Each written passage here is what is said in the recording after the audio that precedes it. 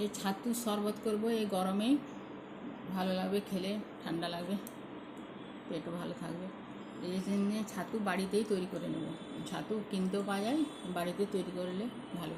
এই যে ছোলাগুলো ভেজে কালো ফলা এগুলো, এই কালোগুলো ছাড়িয়ে নিয়েছি। এবারে মিক্সিতে গুঁড়ো করে নেব।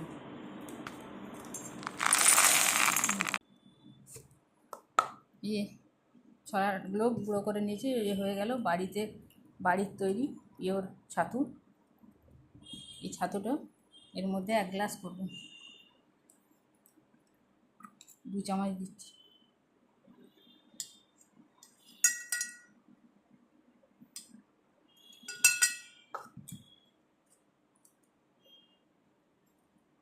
কাঁচা পেঁয়াজ কুচোনো, কাঁচা লঙ্কা কুচোনো,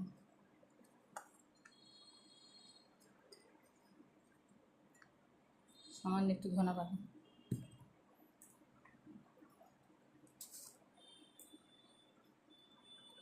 বিট লবণ,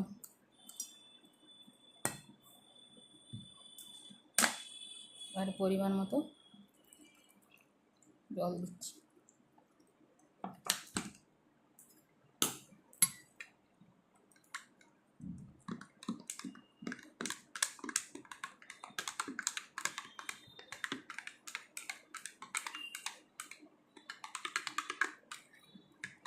ভালো করে ফেটিয়ে নিতে হবে।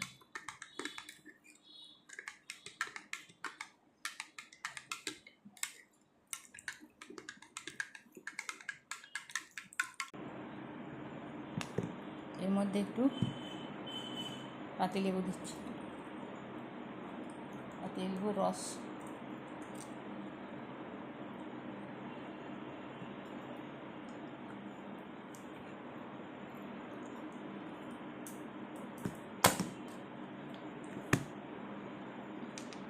এই বরফের কিউব দুটো দিচ্ছি।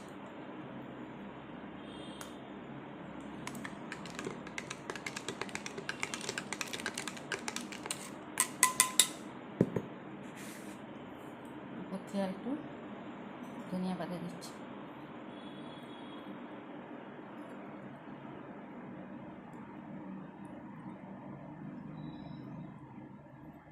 হয়ে গেল ছাতুর শরবত। বাড়িতে ছাতু তৈরি করে ছাতুর শরবত।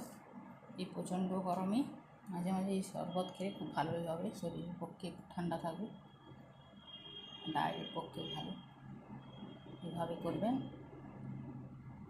কিনতেও পাওয়া যায় ছাতু, কিন্তু বাড়িতে ভাবে তৈরি করে নিয়ে খুব ভালো, পিওর হবে।